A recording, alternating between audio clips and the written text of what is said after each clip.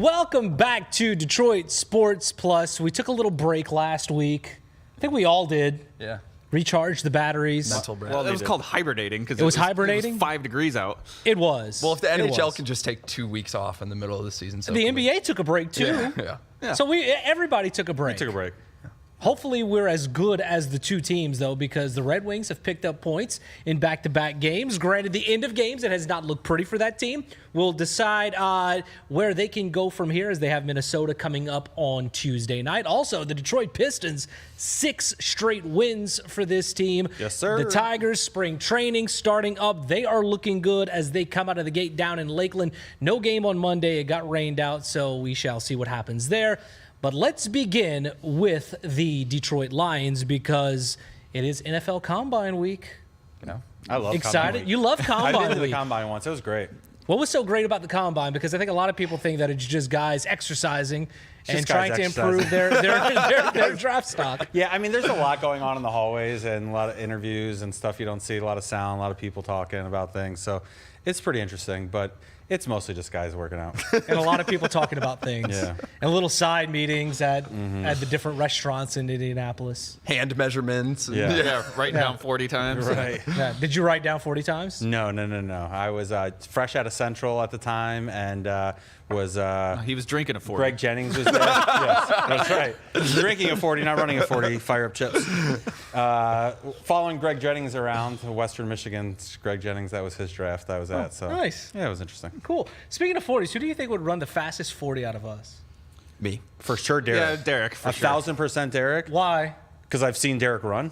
I'm fast. You are fast. Yes. Oh, yeah. Did you run track? Derek's crazy athletic. No, I just played basketball in high school. Really? First of all, I played kickball with this guy, and you would have thought it was like Game 7 of the Eastern Conference Finals, the way he played. Play to Derek win. does not mess Play to around. win at I all love it, though. times. For sure. Yeah.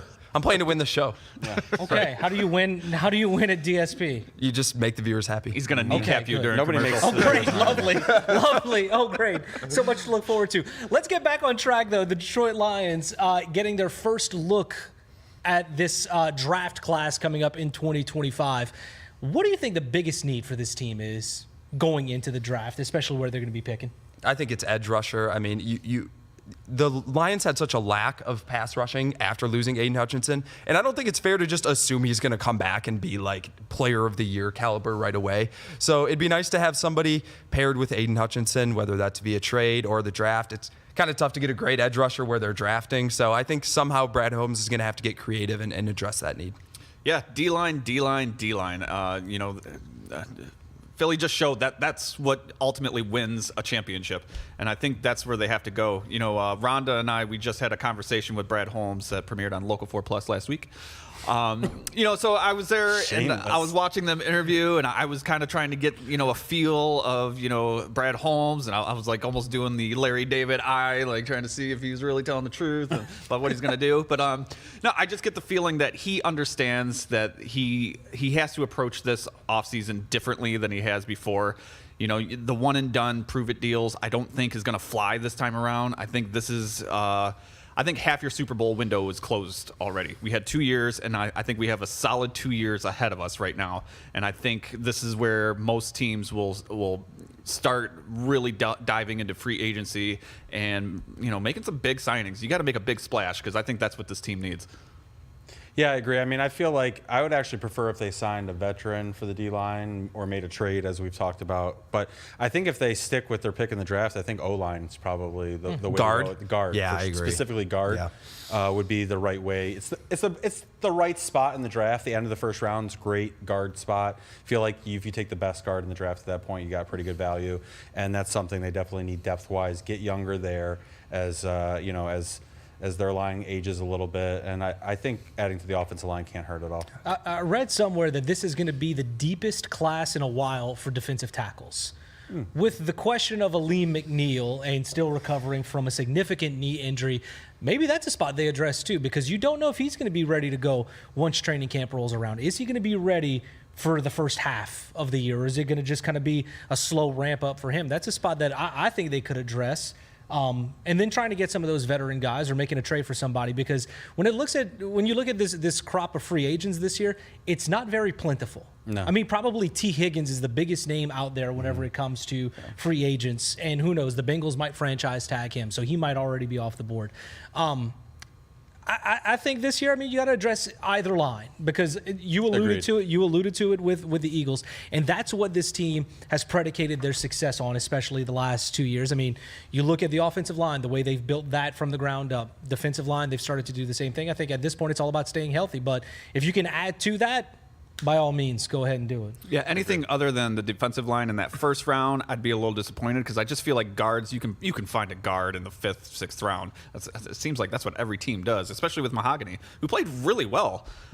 So they may just rely on him to fill in that other guard spot. But I think it's got to be D-line. We started to see some cracks for the first time in this regime. Like, Decker wasn't very good this year. Both guard. I mean, He dealt with injuries too. Yeah, Zeitler. Well, that's a recurring theme here. So Zeitler, who knows if he's going to get back, and Glasgow was not as good as the previous years either. So it's almost just like shoring up something that has been so bankable for the Lions, and you don't want to let that slip at all. Right. Because if you let it get to a point where you need 2 or 3 of those holes to fill, then you're kind of scrambling and it becomes a weakness. As long as you're staying out in front of it, if you have too many, so be it. You can have them report as eligible, and you know. So I mean, we've seen what Jared Goff's like when he's under pressure, and we've seen how important Jahmyr Gibbs is when he's breaking big runs. I think the offensive line is incredibly important to make sure that you don't take a step back in any way. A lot of work to do this week in Indianapolis for the Combine, but Ben, you talked about it. You and Rhonda caught up with GM Brad Holmes a couple weeks ago, and we have a piece of that interview right here on what he had to say about the 2024 campaign that ultimately came up short for the Lions. Take a listen. I know you're well aware how much this city and our love for our Detroit Lions, how far we want to go. It has been so much fun these last few seasons with you and with Dan and all of the leadership and the players. It's just been a ride.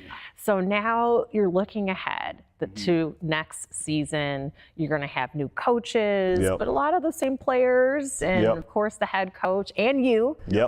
So what can we look forward to? You know, just to become better, just to get better. And that was always the case. You know, every single year it was like, well, what's the next step? What's the next step? Well, the next step was continually to improve every single year. And we were doing that to 3-13-1, to 9-8, to 12 wins, to 15. Like, we've been doing that. This was the first year that we did not actually advance further than from a game standpoint when we lost to the NFC, to the 49ers NFC Championship the previous year. We didn't make it to the NFC Championship this year. So, look, me and Dan will do the necessary work to get better. And after that, gut-wrenching loss, there was nothing else to do. You could pout about it for the next month or the next 2 months, but there's nothing else to do but get back to work and get better. And so we will definitely do that. Yeah, it will be some new faces. That's going to be every single year. That's the nature of the business. But as long as me and Dan are here, we're big on sticking to our identity and really not compromising that. So whether it's player acquisition, coaches, we'll be just fine. Right there, you can tell Brad Holmes confident about where this team can still go. Ben, you were in that entire conversation. Beautifully shot. Who shot that? I don't know.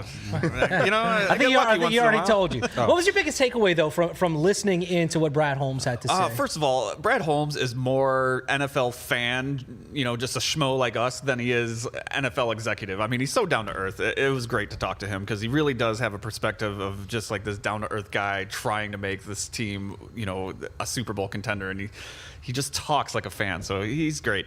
But I just get the feeling that his approach to this offseason is going to be different, and it's going to be more focused on, what is going to get us past, well, obviously past last year, but to the Super Bowl. That is his one goal. He's got to get there because he's made it so far. He's been climbing these steps, and he knows that's the next step. So I think he has to aim his focus and getting us there, not just building for the long term and making sure we're good. We don't want to be the Pittsburgh Steelers where we're just making the playoffs every year and just getting bounced. And I don't think that's not his vision. He wants to win a championship, and I think they're going to do whatever they feel they need to do to get us there. And the salary cap grew, so they will have money to spend if there are free agents out there that this team would like to add. We shall see what happens. Should be an interesting few weeks leading up to the start of that season. But the season underway for two local teams, the Red Wings and the Pistons, both back from breaks, both playing well right now. Pistons 6 straight wins. Yeah. We'll get into that and also dive into the talk of spring training as the Tigers look to return to the postseason. All that's coming up next on DSP.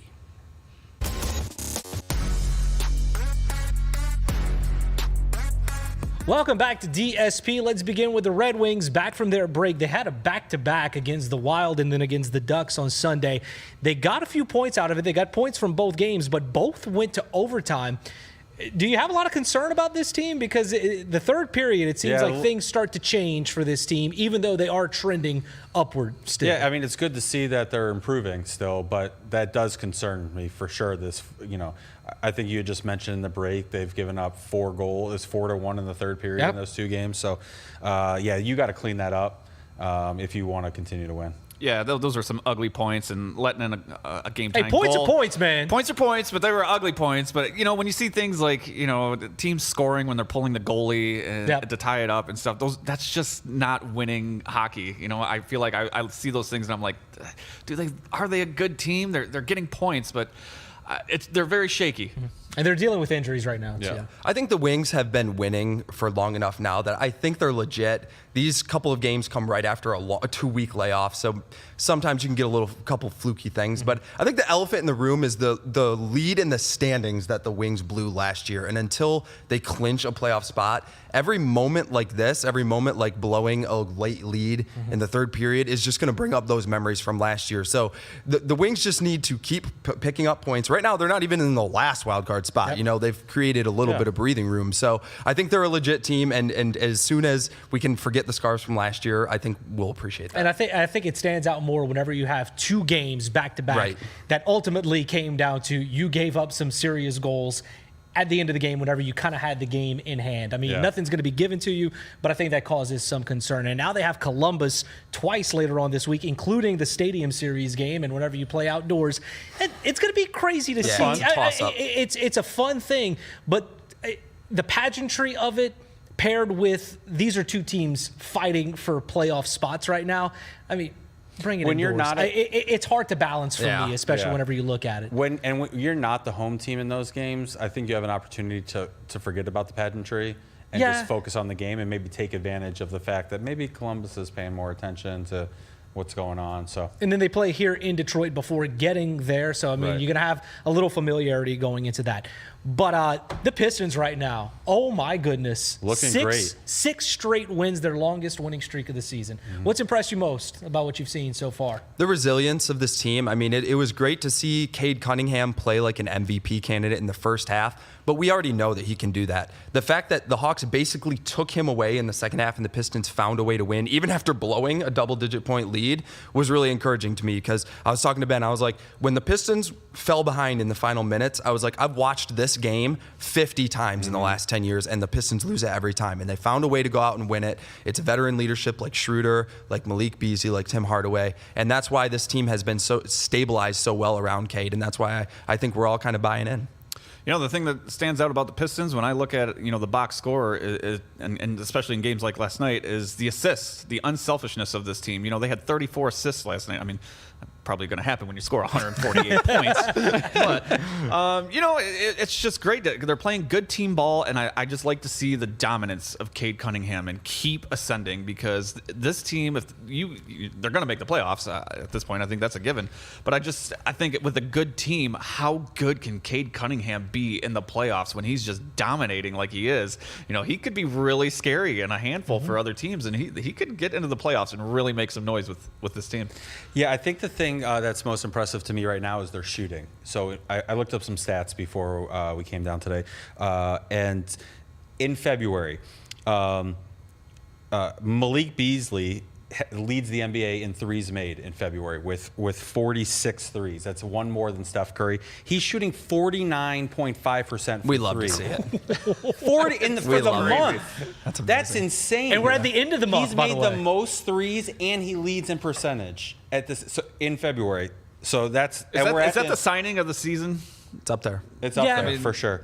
The other, but he's not the only one. Other guys are also shooting really well. Over the last 5 games, 4 of the last 5 games, Thompson has shot 7 for 8, 8 for 10, 7 for 8, 7 from 9, and he's 75, and he's been over 75% in 4 of those 5 games.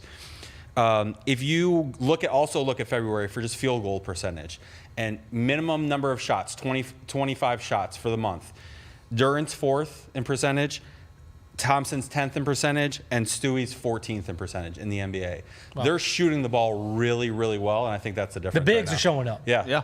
And I think part of that is the passing that Ben was talking about. Like Cade's ability to draw defenders and get those guys like open and easy looks too is just huge. I mean, he's a magnet out there. So those are 2 teams that we just talked about that are on a path to get to the postseason. When you look at the Wings, they'll probably be fighting for a spot until the last week of the season, kind of like how it was last year.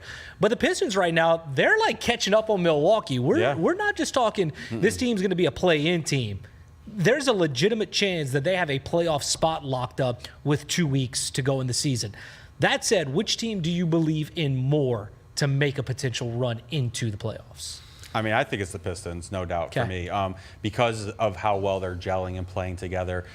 They have the momentum, especially compared to the other teams in the Eastern Conference right now. Obviously, Cleveland and Boston are in a league of their own. And Indiana's playing really well, too. But I do think that they have a chance to take over Milwaukee. You hear some rumblings about Giannis being unhappy, maybe not re-signing. It's not really working out with Lillard, the way they thought it was going to. So I think the Pistons definitely have a chance to maybe be the 4th seed.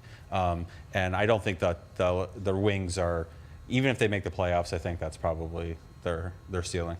Yeah, the Pistons, with the way they're playing, especially right out of the gate after the All-Star break, it's all about how high can they go. With the Red Wings, it's about how long can they hang on, because they just don't seem like they're going to be climbing the standings like the Pistons have the potential to.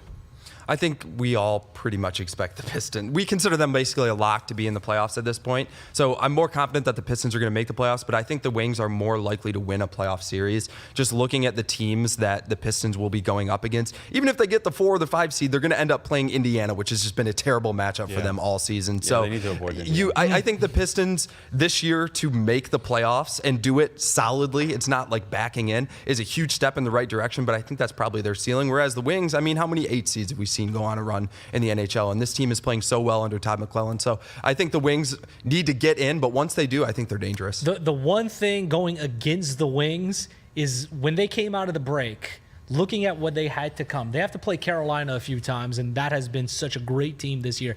They have the hardest strength of schedule in the after the break, after the Four Nations face-off break. That is going to be the ultimate test of where is this team with Todd McClellan leading the way. Looking at the Pistons, though, this week's going to tell you a lot because they have Boston and Denver back-to-back. Those are 2 teams who have been there, won that as 2 franchises over the last few years. Not to say that it's like this is the season, but it kind of gives you a good barometer of, okay, where can this team compete with some of the 2 teams that have been at the top the last couple of years. Look like you belong, maybe steal one of them, and you'll feel really good. Yeah, and they're at home, too, so that certainly helps. Yeah. Another team, speaking of postseason, that made it there last year, snapping their franchise skid, was the Detroit Tigers. Undefeated in the spring. Yeah. They, Looking good. 2 games. Yeah. 2 games. We'll take it. Undefeated is undefeated, I guess. We'll take it. Is it post? I mean, it's the feeling postseason that or bust. it's postseason or bust. Yeah. But is it postseason run or bust for this team? I mean, unfortunately, when you performed like you did last year, that's kind of where we all are, right? Huh. Yeah, I mean, you don't want to lower expectations. If anything, we think this team should be better than last year's team. I mean, how much better do you anticipate them being? Because they're not going to catch anybody by surprise this year. No, they're not going to catch anybody by surprise, but I do think that the pitching staff is going to be good enough to put them in the same kind of spot they were last year. It's just all going to come down to hitting. I just have a bad feeling about the Tigers. Get out of here. I just feel like they caught lightning in a invited this bottle guy? last year, and you can't duplicate that. Could they? I could see them actually being a better team and missing the playoffs.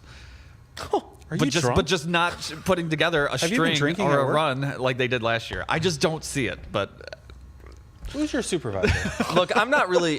Honestly, I'm not I really just don't see thinking. it. I'm not really thinking playoffs yet. We got like 30 days left of spring training, right? So like, I want to know who wins the God, fifth. man. Who wins the fifth starter job? I want to see how third base solidifies. But to me, everybody wants to talk about how the Tigers caught lightning in a bottle in winning 31 out of 42. But to me, there's also like.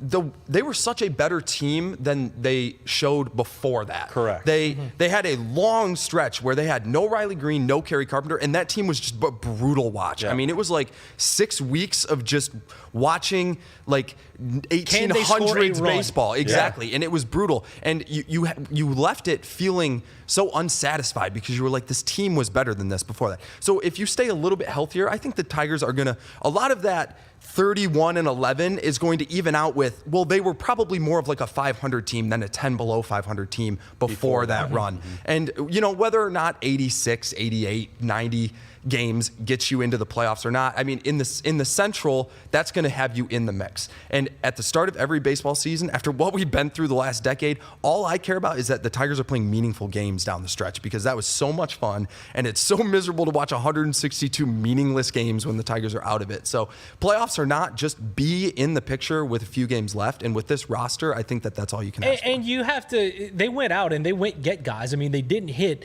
on a guy like Alex Bregman. We haven't done a show since that news came out. How big of a miss was that? I mean, because we were talking about, it'd be great that he comes here. But looking at the big picture, I mean, how big of a miss is it to not have It's him? a big miss. I mean, the Tigers need a few key things. They need a right-handed hitter, they need a veteran, and they need a third baseman, and Alex Bregman would have checked all of those boxes. So I'm not going to sit here and act like it doesn't matter, but I'm also not panicking. Last year, the Tigers were in a much worse situation at third base. I mean, if your biggest hole on the roster, the current favorite to win it is a top 50 MLB prospect who handled himself well while injured last season during a playoff run, then I think you're in a pretty good spot. Yeah, I think I'm not too worried about third base, to be honest. Would have been nice to get Bregman, absolutely. But I mean, between Verling and Jace Young, they're going to be fine at third base. It does hurt not having that extra right-handed bat, but they're not worse than they were last year, right? We just didn't get better at third base. So I don't think that's a big thing. I am very interested in who the fifth starter is. I thought Maeda and Mize both looked really good this weekend. Both had a lot of strikeout stuff. Both had higher velocity than they did at the last time they pitched. So I'm very interested to see how that plays out. if Mize is starting to look good, I'm gonna call right now. Torkelson's going to come out. He's going to break out this year. He's going to come back, and he's going to do something. I don't know what. So we go from this team not making the postseason. Somebody to take his Spencer beverage away. Torkelson is coming back. Hold on. That's just my hope. I That is your want to hope? see Torkelson succeed so bad. It I mean, I think kills we me. all do. It I kills me. I just don't know if I have it in me to get my hopes up anymore. Yeah. I wanted him to be our Bryce Harper, and he's just. There's still time, Ben. There's still time. Mize should have been our Strasburg, and Torkelson should have been our Bryce Harper. That's the way it should have been. Anybody from the Well, he is. Nationals. He's been our Strasburg to some degree. Missing a lot of games. Hopefully nobody's our Jordan Zimmerman. On the fifth starter thing, Maeda, to me, the way that he looked this weekend, much more meaningful than how much better Mize looked. I mean, Mize, to me, his velocity was up, but I wasn't excited about his command. Maeda looked like a guy who had a blip year and said, that's not happening again, and showed up to spring early, showed up farther along in his workout and looked like a guy who could miss bats. And so I really think Maeda has the lead for the number 5 spot right now. And he looked good coming out of the bullpen last year, whenever he was put in that spot. I mean, that's a prove-it type of opportunity right there. Yeah, and I was looking at his velocity numbers to see how the spring was versus last year, and there was a middle part of the season where his velocity was significantly down, and then that right around when he went to the bullpen, his velocity went back up. So I do think that when we saw there was a correlation there, and if he carries it into the spring, he'll probably He was be the throwing guy. 86 in the spring last year.